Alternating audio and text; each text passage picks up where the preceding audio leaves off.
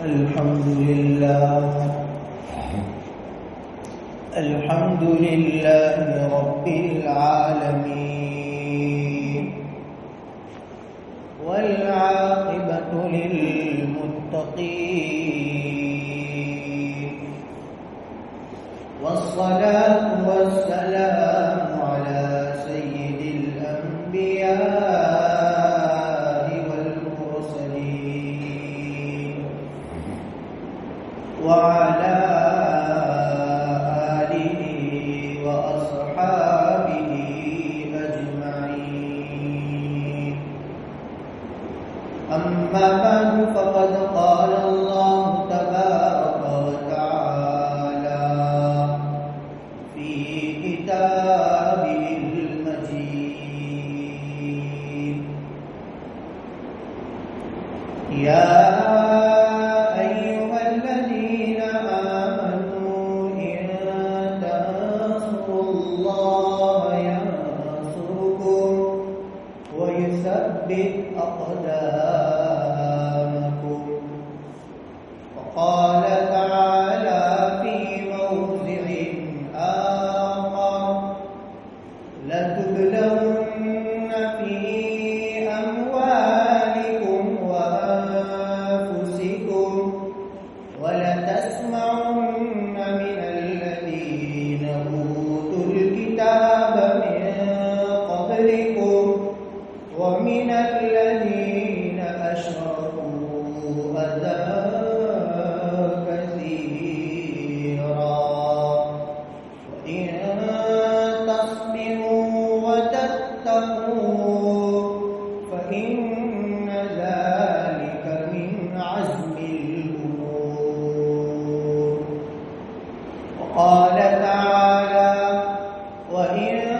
تصبروا وتتقوا لا يضركم كيدهم شيئا. وعن أبي هريرة رضي الله تعالى عنه قال: قال رسول الله صلى الله عليه وسلم: سيأتي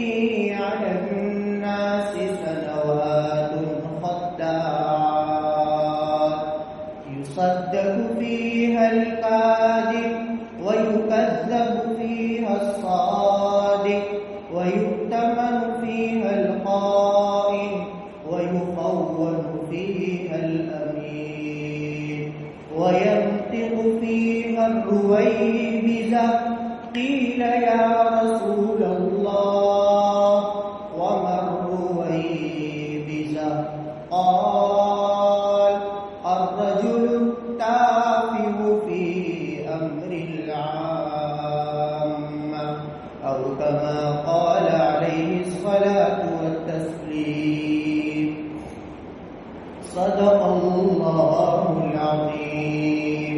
وصدق رسوله النبي الكريم، ونحن على ذلك لمن الشاهدين والشاكرين، والحمد لله رب العالمين. بزرگان محترم، قرآن اور حدیث میں اللہ تبارک و تعالیٰ نے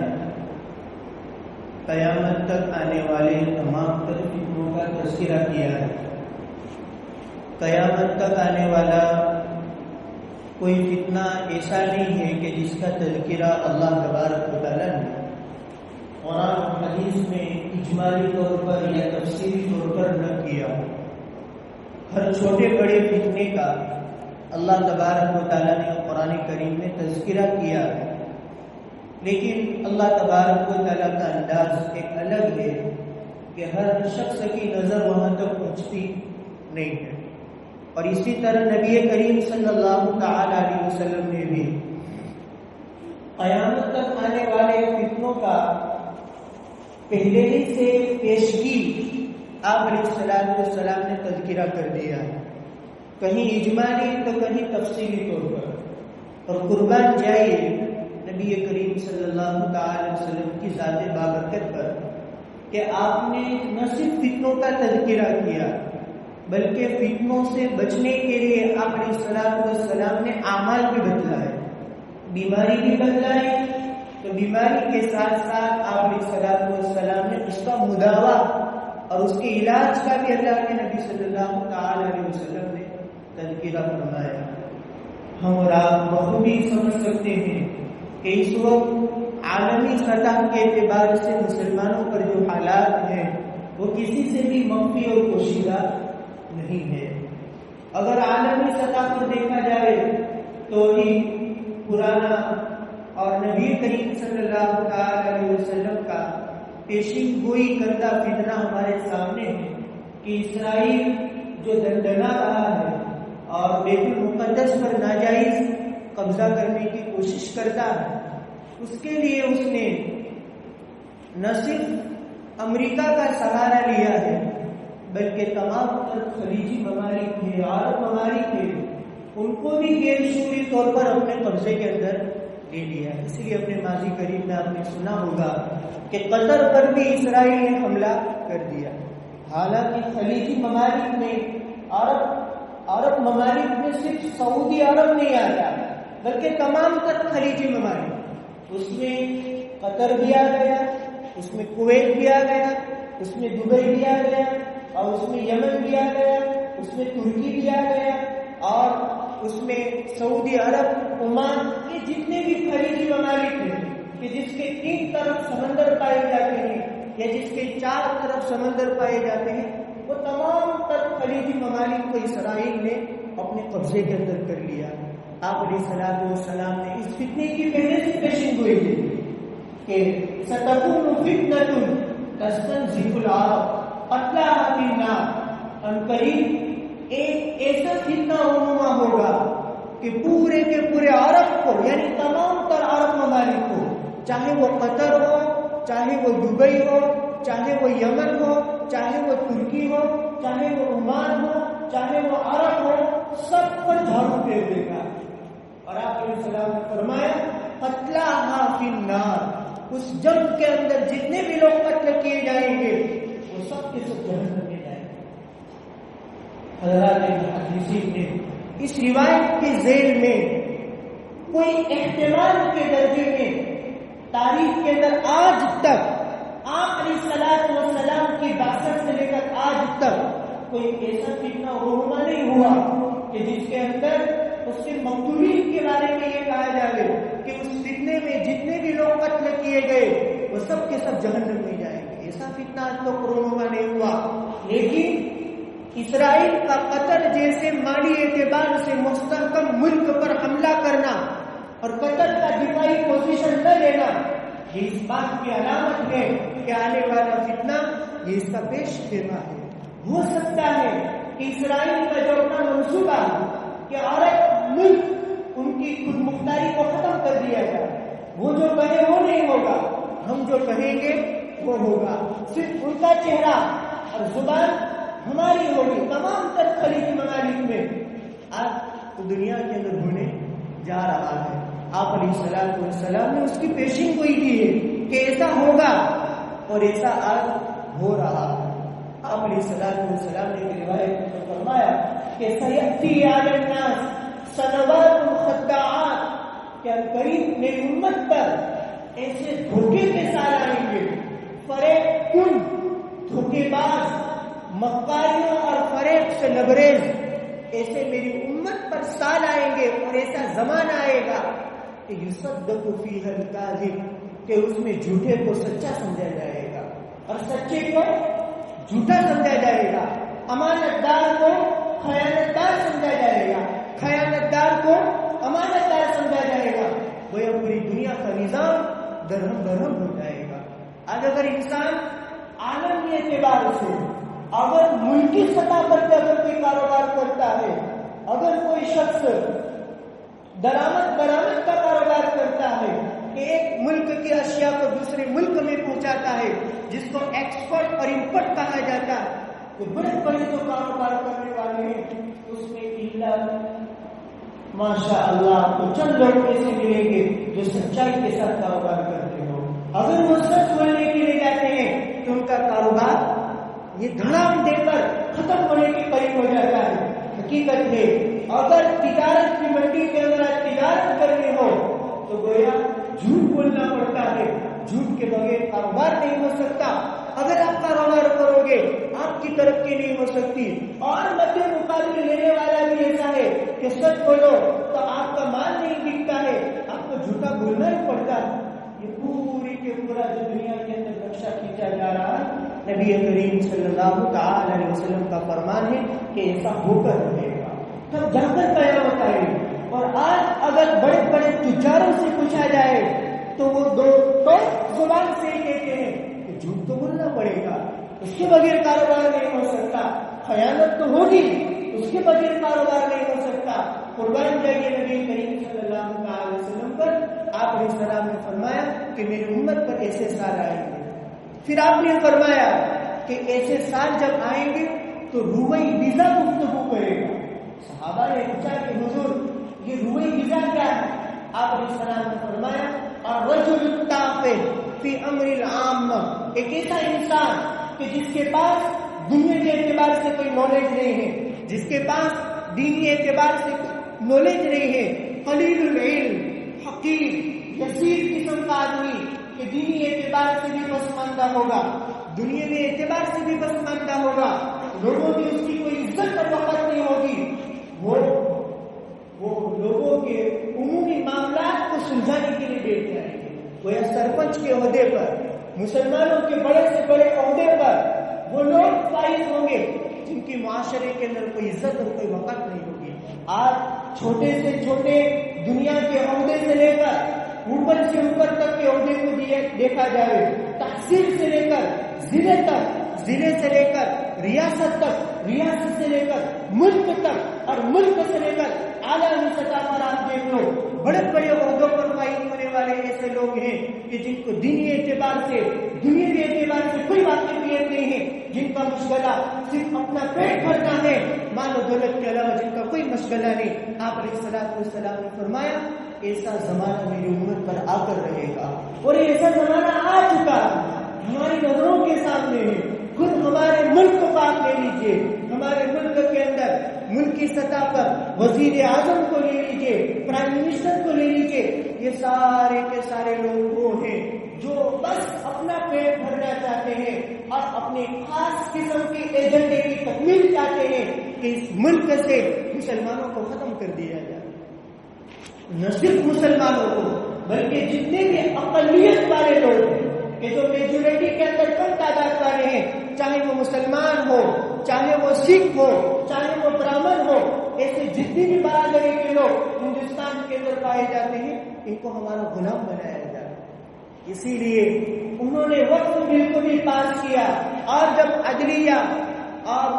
سپریم کورٹ کے اندر یہ مسئلہ گیا تو سپریم کورٹ نے بھی تقریباً 40 تبدیلیوں میں سے 5 یا 4 تبدیلیاں ایسی ہیں کہ انہوں نے اس کو تبدیل نہیں کرنے دیا۔ صرف 5 تبدیلیاں ایسی ہیں کہ جنہوں نے وہ مسلمانوں کے حق میں اس کو قبول کیا کہ یہ تبدیلیاں نہیں کی جائے، ورنہ اس کے علاوہ 35 کے قریب تبدیلیاں ایسی ہیں جو حکومت نے اس کو بدستور برقرار رکھا ہے۔ اور یہ تمام تر تبدیلیاں اور ترمیمات جو حکومت نے اور مسلم پرسنل لا بورڈ کے کہنے کے موجب اور جو اطلاعات کے مطابق تقریباً 35 تبدیلیاں ایسی ہیں کہ جس کو سپریم کورٹ نے ابھی بھی برقرار رکھا ہے، اس پر کوئی حکم امتناعی نہیں کہ یہ مسلمانوں کے مذہب کے خلاف تھے، یہ مسلمانوں کے اپنی اسلامی تشخصات کے خلاف تھے، یہ اسلامی اصول کے خلاف ہے، اس پر کوئی روک تھام نہیں، بلکہ 5 قسم کی تبدیلیوں پر سپریم کورٹ نے حکم امتناعی جاری کیا کہ یہ مسلمانوں کے مذہب کے خلاف ہے۔ حالانکہ 2013 کے وقف قانون کے اعتبار سے اگر دیکھا جائے تو یہ 35 کے 35 تبدیلیاں ایسی ہیں جو اسلام اور مسلمانوں کے خلاف، اسلام اور مسلمانوں کے خلاف۔ اور اس میں ایک بہت بڑا جو اصول انہوں نے پیش کیا تھا کہ وقف بائی یوزر، جو پہلے بھی میں آپ کو سمجھا چکا ہوں کہ مثال کے طور پر ایک مدرسہ ہے، ایک مسجد ہے، ایک قبرستان ہے، ایک عیدگاہ ہے، یا کسی کوئی بھی ایسی مسلم سنستھا ہے کہ جو وقف کے ذریعے چل سکتی ہے، ایسی تمام تر سنستھاؤں کے بارے میں کہ حکومت کے اندر اس کا اندراج نہیں کروایا، پہلے سے بس وہ مسجد کے نام سے مشہور ہے، مسلمان اس میں نمازیں پڑھتے ہیں، ایک قبرستان ہے، مسلمان اس میں اپنے مردوں کو دفن کرتے ہیں، ایک عیدگاہ ہے جس میں مسلمان عید کی نماز پڑھتے ہیں، ایک یتیم خانہ ہے کہ جس میں یتیم لوگ رہتے ہیں، ایک مسافر خانہ ہے کہ جس میں مسافر لوگ رہتے ہیں، سفر کے دوران وہاں قیام کرتے ہیں، حالانکہ حکومت کے وقف نامے کے اندر اس کا رجسٹر ہوا نہیں ہے، لیکن 1951 کے اصول کے موجب ہندوستان کے اندر ایسی جتنی بھی عبادت گاہیں ہیں اور ایسی جتنی بھی مسلم سنستھائیں ہیں، اگرچہ وقف بورڈ کے اندر اس کی شمولیت ہوئی نہیں ہے، لیکن پہلے سے وہ وقف نامے کے اندر چلا آ رہا ہے اور سب کی زبان پر عام ہے کہ یہ مسجد ہے، یہ مدرسہ ہے۔ تو وہ 1951 کے وقف ایکٹ قانون کے بموجب اس کے اندر ذرہ برابر تبدیلی کی کوشش کی اجازت نہیں ہے، اس کو برقرار رکھا جائے کہ اگر مسلمان کہتے ہیں کہ یہ وقف کے اندر داخل اور شامل ہے، ہم نے اس کو وقف کر دیا اور سالوں سے اس کو وقف ہم سمجھتے ہیں، تو گویا حکومت کو اس کو وقف ماننا پڑے گا، اس کو تسلیم کرنا پڑے گا، لیکن نہیں، حکومت نے کہا ہے کہ آپ کے پاس اندراج ہونا چاہیے، وقف بورڈ کے اندر اگر اس کا اندراج ہوگا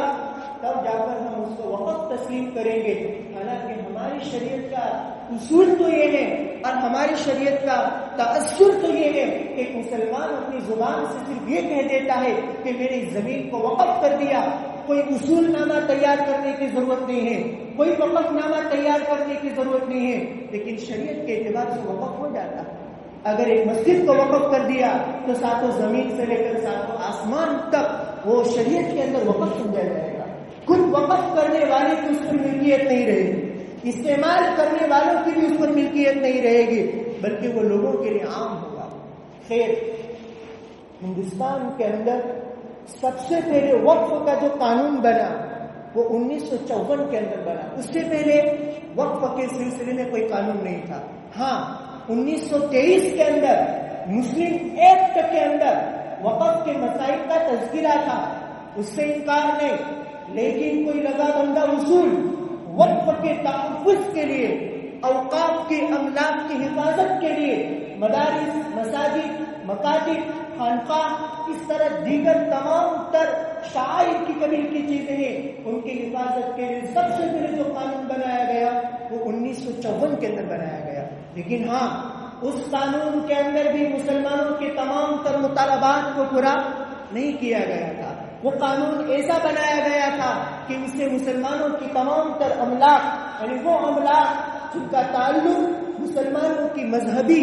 مسلمانوں کی ملی، مسلمانوں کی دینی اور مسلمانوں کی شاعری سے تعلق رکھتا ہے، اس کو تحفظ نہیں تھا۔ پھر اس کے بعد 1984 کے اندر ایک قاعدہ لایا گیا، اس میں کچھ مطالبات کو پورا کیا گیا، لیکن ابھی تک تمام تر مطالبات ایسے باقی تھے کہ جس سے مسلمانوں کی اوقاف کے املاک کو تحفظ نہیں دیا گیا۔ پھر اس کے بعد 1995 کے اندر قانون لایا گیا، وقف کا نیا قانون، اس کے اندر کچھ تبدیلیاں کی گئی، لیکن کافی حد تک مسلمانوں کے مطالبات کو پورا کیا گیا، لیکن جیسا پورا کرنا چاہیے ویسا پورا نہیں کیا گیا۔ پھر 2010 کے اندر ایک قانون لایا گیا، اس میں بھی مسلمانوں کے تمام تر مطالبات کو پورا نہیں کیا گیا۔ پھر اس کے بعد 2013 کے اندر سابق جنرل سیکرٹری مسلم پرسنل لا بورڈ مولانا سید محمد ولی رحمانی نور اللہ مرکزہ، انہوں نے حکومت ہند سے عدلیہ سے گفتگو کی، اس کے بعد ارکان کی اور ان کے اپنے تمام تر جو رکن رکین تھے ان کی کوششوں کے بعد 2013 کے اندر جو وقف نامہ تیار کیا گیا وہ کافی حد تک ایسا تھا کہ جس میں مسلمانوں کے مطالبات کو پورا کیا گیا تھا، اور وہ اسلام اور دستور ہند کے مطابق تھا، لیکن وہ بھی 100% نہیں بلکہ 80%۔ اب 2025 کے وقف ترمیمی بل کے اندر انہوں نے کیا کیا؟ انہوں نے وہی پرانے والے 13 کے وقت جو قانون تھا اس کے اندر انہوں نے تبدیلیاں کی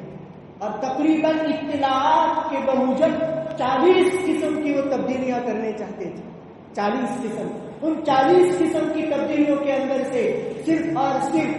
5 قسم کی تبدیلیوں پر روک تھام لگائی اور ابھی تک 35 قسم کی تبدیلیاں باقی ہیں. اس لیے مسلم پرسنل لا بورڈ کا حکومت ہند سے، عدلیہ سے اور پارلیمنٹ سے یہی مطالبہ ہے کہ 2013 کے وقف قانون کو اور 2013 کے وقف ایکٹ کو بحال کیا جائے. بس ہمارا یہی مطالبہ ہے کہ 2013 میں جو وقف کے اصول تیار کیے گئے تھے اور عدلیہ نے جس کو پاس کیا تھا اس کو بحال کیا جائے، اس کو برقرار رکھا جائے. اب کوئی نئی تبدیلی ایسی نہ کی جائے کہ جس سے مسلمانوں کے اوقاف اور املاک کو غیر معمولی ایسا اثر پہنچتا ہے کہ جس سے مسلمانوں کے اوقاف اور املاک محفوظ نہیں رہتے. اور ہاں، خود اللہ تبارک و تعالیٰ نے قرآن کریم کے اندر اس کا تذکرہ کیا. یہ کوئی نئی چیز نہیں ہے، بلکہ قرآن کریم میں اللہ تعالیٰ خود فرماتے ہیں لَتُبْلَوُنَّ فِي أَمْوَالِكُمْ وَأَنفُسِكُمْ وَلَتَسْمَعُنَّ مِنَ الَّذِينَ أُوتُوا الْكِتَابَ مِنْ قَبْلِكُمْ وَالَّذِينَ أَشْرَكُوا أَذًى كَثِيرًا. اللہ تبارک و تعالیٰ خود قرآن کریم میں فرماتے ہیں کہ تم کو تمہارے اموال کے بارے میں، تم کو تمہاری جانوں کے بارے میں آزمائش میں مبتلا کیا جائے گا. یہ املاک، یہ اوقاف کی جو املاک ہے، یہ مسلمانوں کا اپنا گاڑا پسینہ اور اس کی کمائی ہوئی دولت کے ذریعے حاصل کی ہوئی املاک ہے. اللہ تعالیٰ خود فرماتے ہیں کہ تمہیں ان میں آزمائش میں مبتلا کیا جائے گا. لَتُبْلَوُنَّ فِي أَمْوَالِكُمْ وَأَنفُسِكُمْ. اور ہاں اتنا ہی نہیں، بلکہ اہل کتاب اسرائیل ہو کہ یہود ہو کہ ہنود ہو کہ ہندوستان کے فرقہ پرست عناصر ہو کہ ہندو ہو، جتنے بھی مذاہب کے لوگ ہیں ان کی طرف سے تم کو تکلیف دہ باتیں سننے میں آئیں. خود اللہ فرماتے وَلَا تَسْمَعُنَّ. آج ہم جو سن رہے ہیں یہ ایسی باتیں ہیں جو مسلمانوں کے اپنے اصول کے خلاف ہے اور مسلمانوں کے اپنی شناخت کے خلاف. اور اللہ تعالیٰ فرماتے ہیں کہ ایسے موقع پر تمہیں کیا کرنا، فَإِن تَصْبِرُوا وَتَتَّقُوا فَإِنَّ ذَلِكَ مِنْ عَزْمِ الْأُمُورِ. اللہ تعالیٰ تو قرآن مجید میں فرماتے ہیں کہ جب کبھی ایسے حالات پیدا ہو جائے، اور یہ کوئی نئے حالات نہیں ہیں بلکہ اس سے سخت ترین حالات کا علماء مقابلہ کر چکے ہیں اور اللہ تعالیٰ نے ان کو غلبہ دیا. ایسے حالات سے مسلمان کبھی گھبراتا نہیں ہے بلکہ مسلمان کو حالات کو دیکھ کر مضبوط ہوتا ہے. قرآن کریم کی تعلیمات تو یہ ہے کہ یہ حالات اگر آئیں تو اپنے ایمان کو مضبوط کرو، اپنے یقین کو مضبوط بناؤ، اپنے اعمال کی کیفیت کو مضبوط بناؤ، اپنے ایمان کی قوت کو مضبوط بناؤ. یہ حالات دراصل اسی لیے آتے ہیں کہ قرآن خود کہتا ہے فَإِن تَصْبِرُوا وَتَتَّقُوا. اگر تم صبر اختیار کرو گے، اگر تم تقوی اختیار کرو گے، اللہ سے ڈرو گے، لَا يَضُرُّكُمْ كَيْدُهُمْ شَيْئًا. ان کی تدبیریں ذرہ برابر تمہیں نقصان نہیں پہنچائے. لیکن اس کے لیے شرط ہے فَإِن تَصْبِرُوا. اور صبر کا مطلب یہ ہے کہ عبادتوں کو انجام دیا جائے. صبر کا مطلب یہ ہے حکومت کے خلاف مناسب تدبیر اختیار کی جائے، یہ ہے صبر کا مطلب. اور خوف کا مطلب یہ ہے اپنے دل کے اندر صرف ایک اللہ کا خوف ہو. اگر ایک اللہ کا ڈر مسلمانوں کے دل کے اندر پیوستہ ہو جائے تو ساری کے ساری دنیا کے لوگوں کا ڈر نکل جائے گا اور مسلمانوں کی زبان سے اور صرف حق بات نکلے. اور یہ قرآن کا وعدہ، آپ قرآن پڑھتے جاؤ، جگہ جگہ آپ کو ملے گا. سورہ محمد میں اللہ خود فرماتے ہیں یا ایھا الذین آمنوا، ایمان والو، ان تنصروا اللہ ینصرکم. اگر تم اللہ کے دین کی مدد کرو گے، مطلب کہ تم خود دین پر عمل کرو گے، دین کے احکام کو بجا لاؤ گے اور دین کے احکام کی تبلیغ کرو گے، ینصرکم، اللہ تعالیٰ تمہاری مدد کرے گا. وَيُثَبِّتْ أَقْدَامَكُمْ، اور اللہ تعالیٰ تمہارے قدموں کو جمائے رکھے گا. اس لیے اس وقت اصل جو ضرورت ہے وہ انفرادی دعاؤں کی ضرورت ہے. مسلم پرسنل لا بورڈ کی طرف سے اجتماعی دعا وہ مختصر ہو لیکن اصل انفرادی دعا ہے کہ اپنی اپنی دعاؤں میں حکومت ہند کو یاد کیا جائے اور دستور کے خلاف جتنے بھی قوانین ہیں ان کے خاتمے کے لیے دعائیں کی جائے. مدارس، مکاتب، مساجد، جتنی بھی اوقاف کے املاک ہیں اس کی حفاظت کے لیے دعا کی جائے. جیسے کہ آج کل ایک مسلمان نے صرف یہ کہا آئی لو یو پروفیٹ محمد صلی اللہ علیہ وسلم، تو اس کے خلاف FIR درج کی گئی. ایسا اکبر الہ آبادی نے ایک زمانے میں کہا تھا کہ ہندوستان میں ایک زمانہ ایسا بھی گزرا تھا کہ لوگوں نے صرف یہ کہا کہ ہم اللہ سے محبت کرتے ہیں تو جیلوں کو بھرا گیا تھا. آج وہی پرانی تاریخ دہرائی جا رہی ہے. آج صرف محمد کے نام پر FIR درج کی جا رہی ہے. تو ایک زمانہ ایسا بھی آئے گا کہ اللہ کے نام لینے والوں پر بھی FIR درج کی جائے گی. اکبر الہ آبادی نے کہا تھا کہ رقیبوں نے رپٹ لکھوائی تھی جا جا کے تھانے میں، رقیبوں نے رپٹ لکھوائی تھی جا جا کے تھانے میں کہ اکبر نام لیتا ہے خدا کا. اس زمانے میں، اس زمانے میں تھانوں کے اندر FIR درج کی جاتی تھی کہ فلاں اللہ کا نام لیتا ہے، فلاں اللہ کا نام لیتا ہے. تو آج گویا اللہ کے نبی سے آواز ہے تو کہیں ایسا نہ ہو کہ اس کا اختتام اللہ تبارک و تعالیٰ کے نام پر ہو. کہیں ایسا نہ ہو کہ ہمارے لیے اللہ تبارک و تعالیٰ کا نام لینا بھی مشکل ہو جائے. اس لیے ایسے اوقات میں ضروری ہے آپ علیہ الصلوۃ والسلام کی مبارک سیرت کو اپنایا جائے، آپ کے طریقوں کے مطابق زندگی گزاری جائے اور اللہ تبارک و تعالیٰ کے احکام کے مطابق زندگی گزاری جائے. اس سے گویا اللہ تبارک و تعالیٰ حکومت کے دل کو پھیر دیتا. اصل تو اعمال کی قوت، اصل ایمان کی قوت ہے. حالات دن بدن بگڑتے جاتے ہیں لیکن مسلمانوں میں کیا تبدیلیاں آتی ہیں؟ وہی پرانے والا ایمان، وہی پرانے والے اعمال، وہی پرانی نمازیں، وہی ہمارے اعمال. ہمارے اندر ذرا برابر تبدیلی نہیں آتی. حالانکہ قرآن کریم کی وہ تمام تر آیات، احادیث کی وہ تمام تر احادیث کہ جس میں آپ علیہ السلام نے فتنوں کا تذکرہ کیا، اس کا خلاصہ یہ ہے کہ جب فتنے سر چڑھ کر آئے تو مسلمان ایمان اور اعمال میں سر چڑھ کر محنت کرے. یہ فتنے ہمیں اپنے آپ کو ایمانی اعمالی اعتبار سے دعوت فکر دیتے ہیں اور دعوت عمل دیتے ہیں. اللہ تبارک و تعالیٰ سے دعا فرمائے اللہ تبارک و تعالیٰ حکومت ہند کو ایسی توفیق عطا فرمائے کہ جس سے وقت 1/2013 کو بحال کیا جائے اور ہمارے تمام تر مطالبات کو پورا کیا جائے اور اللہ تبارک و تعالیٰ فتنوں کے زمانے میں ایمان اور اعمال صالحہ کے ساتھ زندگی گزارنے کی توفیق عطا فرمائے. وآخر دعوانا الحمدللہ رب العالمین.